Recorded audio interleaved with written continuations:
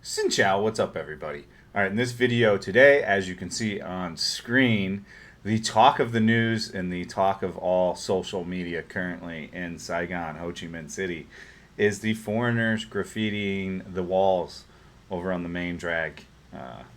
It's really gone viral and all over social media here. Like, it is literally the most talked about thing on social media and the news right now.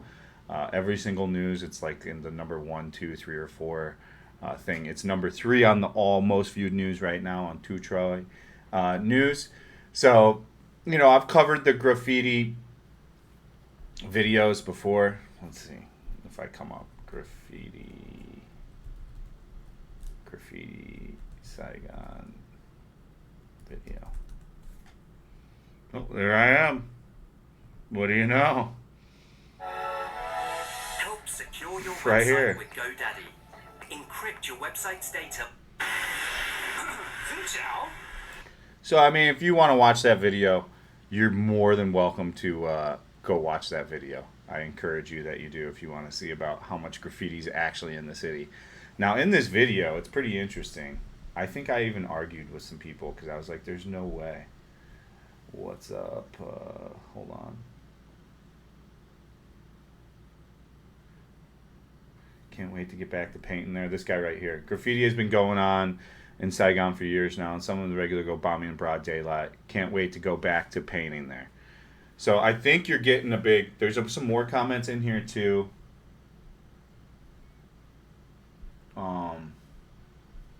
I thought it was a lot of Vietnamese doing it. I do know one person, kind of, that's like into this stuff here. And it is primarily Vietnamese. There are people that are going to say other things, but let's get to the thing that's going on. So, a video shot by a ride-hailing driver has gone viral on social media in Vietnam, showing a group of three foreigners spray painting and scrawling graffiti on the walls and cooling doors along Lee Loy Boulevard and D1 on Saigon. Many viewers have left comments on social platforms to criticize these vandals.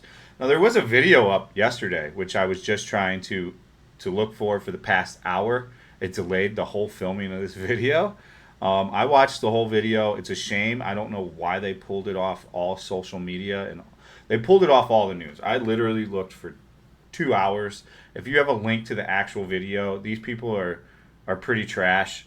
I have pretty strong opinions on graffiti. I'm going to try to stop saying I have pretty strong opinions on graffiti. I lived in Venice on the boardwalk for almost 12 years, and you would see guys do this exactly. If you watch the video, they're doing exact kind of like what I call Western tagging, American tagging. It's a lot of just tagging your name, a lot of junk tagging. You really don't have time to do a piece like this. They're extremely worried. I really wish we could see the video. It's a shame that they pulled it, but there's three of them. They are clearly foreigners. There's like a white guy. This is a white girl. I would put these people from probably America, more than likely. Honestly, they look like they're Americans. So there's three of them. The one guy, I actually went back and looked in a video last year. He looks like he's already been on camera for doing it. So they're really not digging the graffiti. Now, this does set a tone like all the graffiti's done by Americans. I think a lot of the pieces are done by foreigners, but primarily the big pieces are going to be people that are living here. So it's going to be foreigners that live here and then Vietnamese that live here. I don't know how you combat graffiti and vandalism. If you have an idea of what they should do to combat the graffiti, it's absolutely insane. I would just recommend you watch my graffiti video. I'll try to link it at the end of this video. In the video, the group, including two men and a woman, carry a black bag containing some spray paint bottles and brushes and walk along some streets in District 1. Now, they're doing the typical, I figured out how all this shit worked when I lived in Venice because I would just see the guys do it.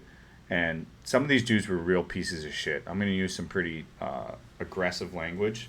But, I would watch dudes come from, like, over the valley and shit and walk past a $18 million home and just spray paint the front of it and put their, like, stupid little name quick just because they could, just because they thought it was cool. So I started to see kind of a trend with a lot of the graffiti from a lot of the people was just defacing property that was expensive. or like a jealousy that they couldn't afford. And that would be the overall mindset too. I don't know what the purpose of it is here. I don't think it's that. I think it's much more of like artistic thing. I think it's so easy to do graffiti here. I've talked about it before. All these things you're going to read in all these articles, you can type in graffiti Saigon. All of them have the same reminiscent point. From midnight to whatever, 8 a.m., you can pretty much do whatever you want in Saigon. It's not the safest city. It's not even that it's not the safest. It's just that, like, the police just go away at night. They go home, they go drink, they go do whatever, allegedly, but, there's no one around to stop these people. But if you watch the video, they're doing the bullshit where they've got like the pen and she's writing her name on every electric box and shit. Like it's not even like graffiti that's cool. It's actually turf war shit, and it's shit that they do like I don't know where else that is in America and the world. I know about it in Venice, but it's all turf war shit from what I saw in Venice. One little crew would write their stupid little name that only other stupid graffiti people would know. No offense, dude, but if you're doing shit like that, you're a retarded graffiti artist. Excuse the word R word, but you are slow if you think that shit's cool. You're only cool to a small segment of people. I'm not behind to just writing your name and some squiggly lines you walk by to just deface property. Some of the pieces are nice. Should they do like what Thailand does? I think Bangkok, Thailand has a thing where you can like go to a street and it's just set up to do graffiti, and like you can do a piece there, and then someone can come and prime your piece over and put a new piece on. I think that's probably a good step forward. I don't, until you actually do something about putting police out at any kind of time past 10 p.m., which they're probably never going to do because they don't change much in Saigon, it's just going to be a problem forever. It's just interesting how much the news cares about this when they don't care about throwing copious amounts of trash on the ground. If I'm Saigon and I'm the news and I'm all this, I don't even care about this graffiti that much, dude. How about we just start telling people to stop throwing their trash on the ground? I mean, that's my perspective from this. I'm not a graffiti fan either. I think it's absolute trash. But hell, man, let's start getting our priorities right. I think they're graffiti shit, but like the way that like Vietnamese are carrying on, like these people should get their heads chopped off essentially. I think there should be more aggressive stuff. Like I said, there's no policing. They're going to continue to come here. Like we read in the guy's comment on my video, he can't wait to come back and tag again. So it's very easy to do. The clip was about 10 minutes. I think I watched about an 8-minute clip. But they really did some damage, man. Like these guys did all this. She did this purple piece. One of the guys did this black piece. So they think they're cool. They think they're going to be... Like the whole thing behind the tagging is... It doesn't look cool, man. Like if these pieces, I guess, look cool. And it's not your property, dude. Like... A lot of these shop houses, they're owned. Like, I almost guarantee you this Ginkgo place, they probably live in the second and third floor. It's probably a fourth generation owned house that's been there forever. And they probably rent the stall down to a business, or they run that business in the bottom. Do you really think they want some dude from America or wherever to come graffiti the front of their shit? Now he's got to go out there and primer and paint it. Like, and who is this even to impress? So, I mean, that's really my feelings on it. I wanted to bring you this because literally this is the biggest topic of debate on the social media right now and in the news. I want to know what you think about the graffiti. Do you think there's a way to stop it? I really think trash should be the focal point. I always look at these photos and wonder if they've photo brushed the trash out. I think they do. Like, look at the line here. I mean, this could be the line, but there should be trash on this road. I mean, I'm not going to lie. But I think the graffiti is a big problem, but I think there's other things we got to consider a way bigger problem first. Maybe that's just me.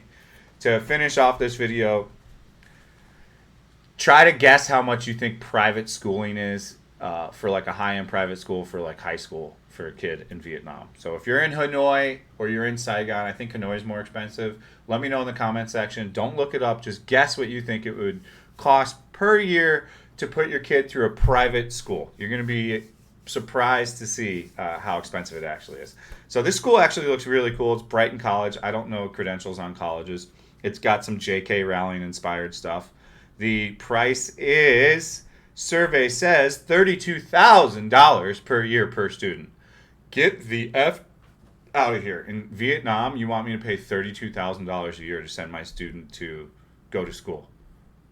Are you fucking delusional? There is no way, bro. I don't care how great my kid is, he ain't worth all that. No offense, man. And there's no product right now. How can you warrant such an expensive product in Vietnam? There's no product worth that in Vietnam.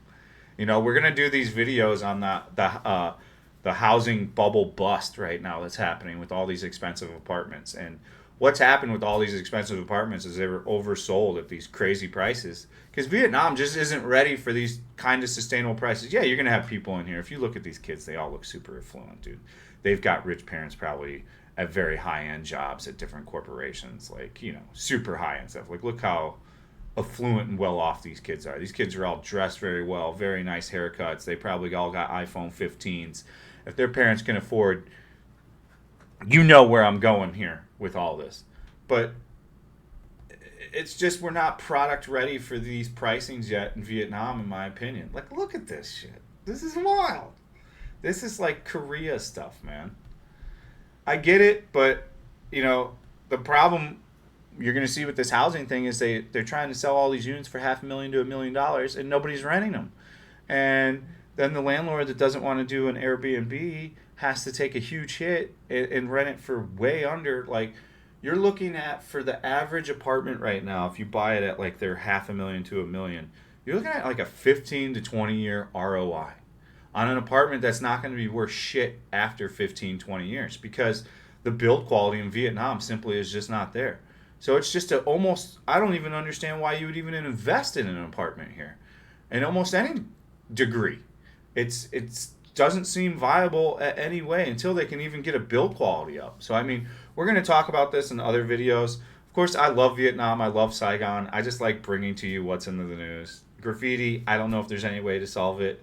The Hogwarts school, absolutely amazing. I don't think I would ever pay $32,000 for a school for my kid. Would you? Let me know in the comment section. That's per year, by the way. So that's $32,000 per year. And then you still got to worry about college if you're going to do all that.